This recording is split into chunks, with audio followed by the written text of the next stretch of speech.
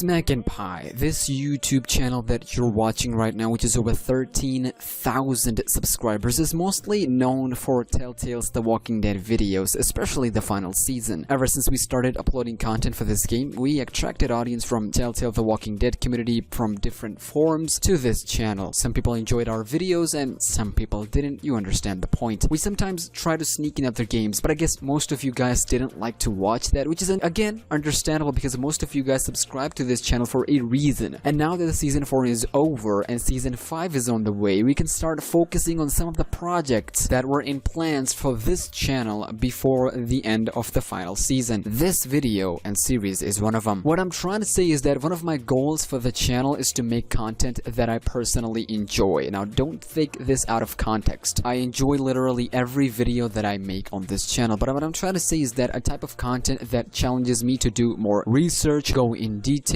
find theories that are close to the actual truth and stuff like that, which, ladies and gentlemen, leads me to my second point, which is psychology. Look, I'm a huge fan and student of psychology. Well, not student, but you get my point. So one type of series that I really want to do for this channel is to mash up psychology and video games, because it fascinates me how our brain works while we're immersed in a video game that, let's be honest, is just a computer program. How a computer program can make us feel so emotionally vulnerable to something that is meant to be just for fun and entertainment. How companies like Telltale, Quantic Dream, and Don't Nod uses the power of writing an intentional game design specifically planted for us gamers, so that not just we feel an emotional attachment to it, but also lose our guard, like I said before, feeling vulnerable. Now, I know it sounds weird that I'm that a hypocrite of who's saying though, oh, video games making us this and that. No, I'm not. I'm just trying to explain a point. Well, I will try to explain a point of how all of this works. You see, it is completely fine and it is natural for a human being to relate to someone or something and feel emotionally vulnerable around it or them. Yeah, sure, I can go into details for that subject. I mean, hey, at least I can use that lectures that I learned in 3rd semester on my YouTube channel.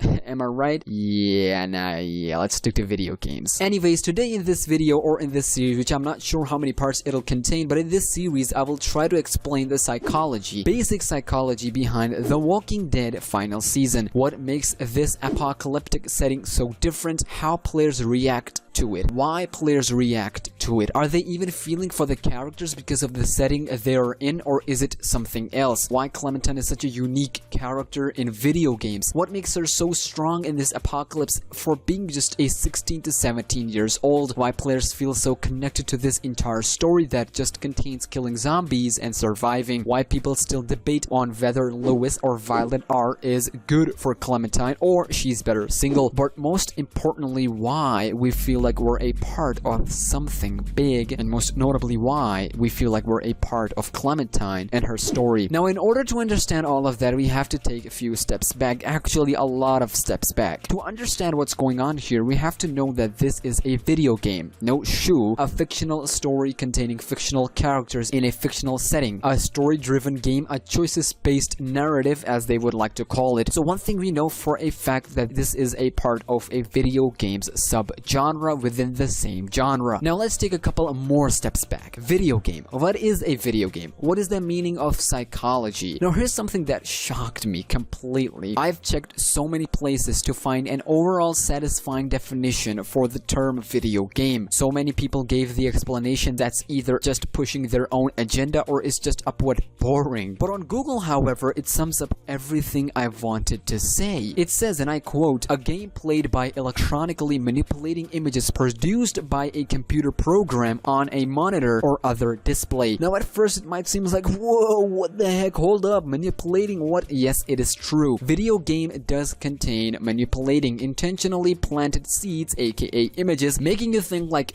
you're the boss, yay, but don't worry, not every time the word, the term, and the manipulation itself is a bad thing. And we're gonna come to that in just a second. But let's go to the psychology and its basic definition. The basic of the basics definition definition for psychology can be summed up into something like this. Quote, "Psychology is the scientific study of behavior and mental process that contains both humans and animals, and more importantly, behavior is overt, manifest, obvious, and easy to study. The mental process that help carry out these behaviors, however, are covert, underlying, hidden, and most importantly, not easy to study." So now that we know what psychology means, let's try to mash it up with video games. You see, the goal for this video is to understand how these two fields work together and how they end up making an impact on a human brain. Now, as mentioned before, there's nothing wrong with feeling emotionally vulnerable because we're human beings, imperfect. But before I continue, I would like to add something that we'll use later, and that is pathos. Now, if you're not familiar with pathos,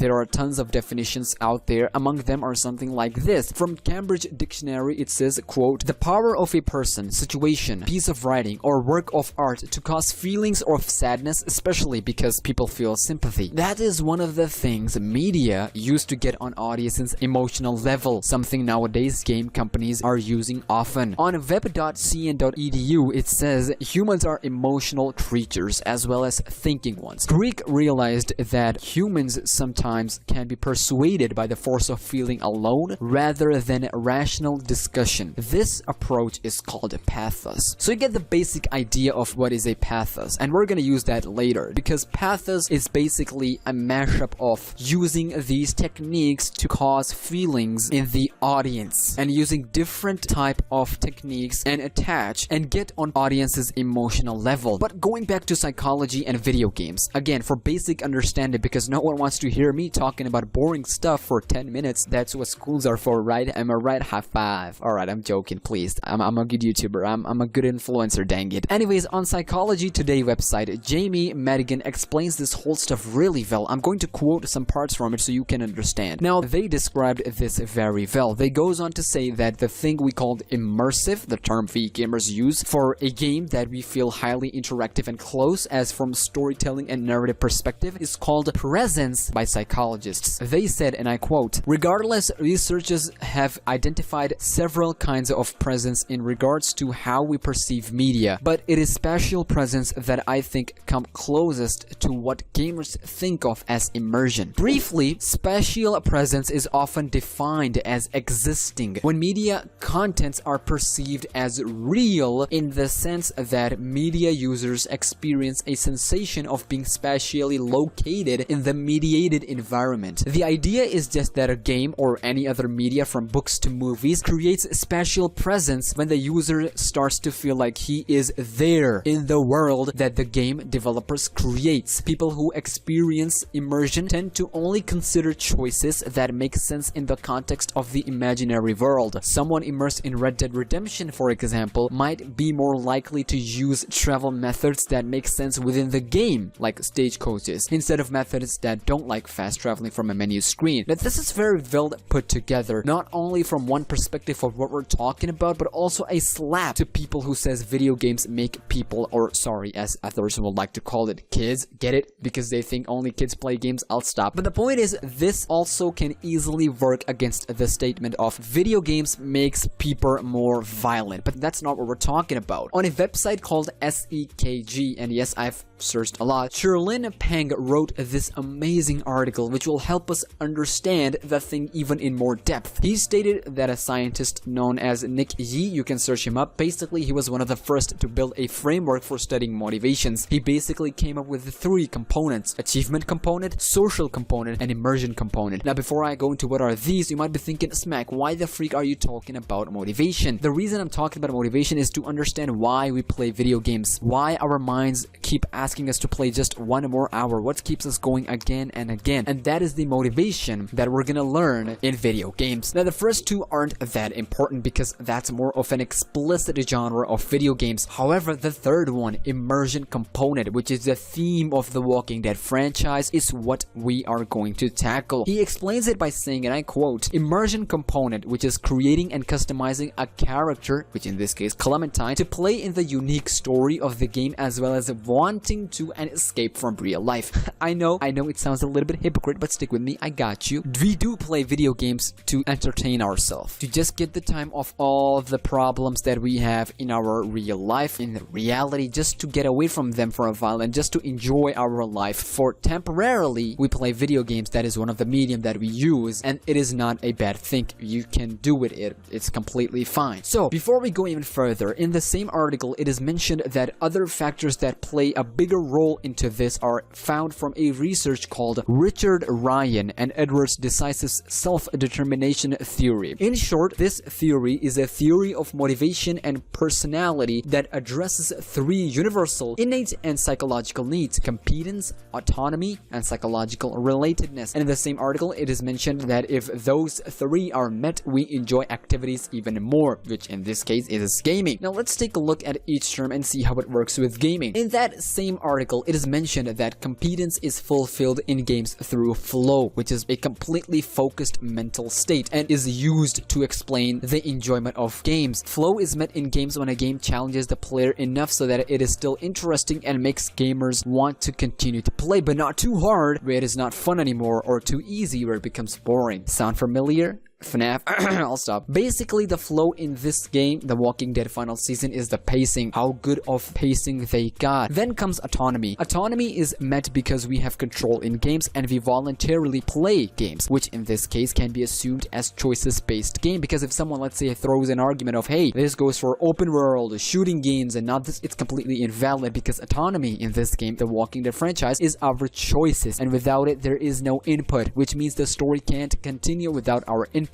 That is what autonomy is. So there is your argument. Autonomy also could be taken as one of the motivations and one of the encouragements to keep us going and investing in the story, as we feel like this story is continuing because of us and our input in the story is massive, and that is why players feel so connected to the story itself. Lastly, relatedness. It is fulfilled because we are able to interact and compete with others in a way and world that is different from real life. Now this one was really important because the statement is used for, again, different types of genres, and we're specifically talking about choices-based narrative games. So relatedness is fulfilled in terms of interactivity with the story that Telltale or any other company is presenting by giving us different choices and different outcomes, aka different endings, that makes us feel like we are a part of something big, which again is different from what we experience in real life, and which is again make us feel connected to the story, different characters within the game, and from the Walking Dead franchise make us feel connected to Clementine and her story, which we'll come to later. So now that we know why we play video games and what keeps us going, and a little bit of basic understanding for both psychology and video game itself, let's try to use that information with Telltale's The Walking Dead franchise, most specifically The Walking Dead final season. And believe me, this is nothing. We're gonna use this more deeper and more gaming wise, more story related wise in upcoming videos. However, for the time being, it is better to start slow. Pause. We'll also use that survey that we asked you guys a couple of months ago to fill, which over 4,000 of you guys submitted. It is crazy. We are actually doing research out here, and we YouTubers can do way more and way better in this field, so I'll encourage everyone to do their part. So now that we understand the basics, let's try to open a new chapter. Let's conclude today's video. Video games are fun and entertainment. Sure,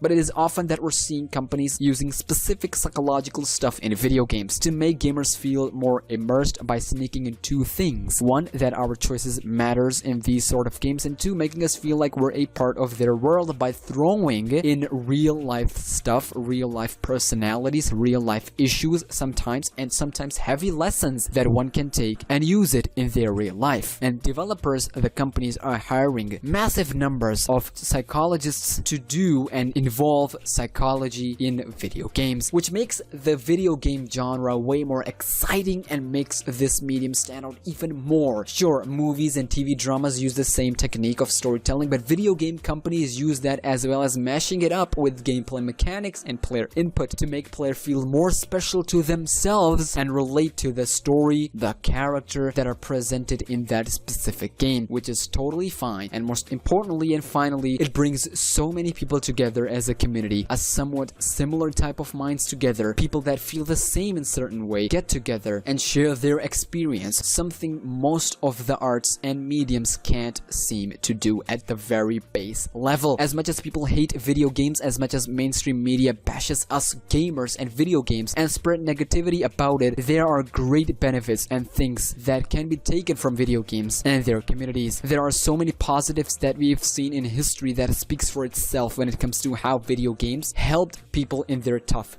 times, depression, and everything. That is all I'm gonna say for the time being. Anyways, I know most of it was just meh, but understand whatever we learned in this video is going to be used even more explicitly in upcoming videos with The Walking Dead final season. We'll use what we learned and implement it in The Walking Dead final season, and then try to explore the minds of different relatable characters using the survey you guys took part in and basic stuff. Now, with that being said, I know I made a lot of mistakes in delivering most of these stuff, and I accept that. I'm not some master in these stuff, but it's a start, and this is my first time that I'm using these sort of stuff in video games, so please let this one slide and pardon me. And if this works, we'll use these sort of stuff in other video games, such as relationship between Kara and Alice from Detroit Become Human, because we know this game is coming to PC later this year, Max from Life is Strange, Sean and Daniel from Life is Strange 2, Joel and Ellie from Last of Us, and even more. So please make sure to like the video and share your thoughts in the comments down below. Also, I'm up for constructive criticism, not hate comments stuff. Also, make sure to subscribe with notifications on and join the Discord server to become an official member of SmackNPie, which is over 13,000, and that is insane. And I will of course see you soon. Until then, take care of yourself and your family, stay humble and be grateful. Subscribe to my other channel, which is wrestling, where I upload wrestling related videos every single day. It is appreciated, and peace. Bum, bum,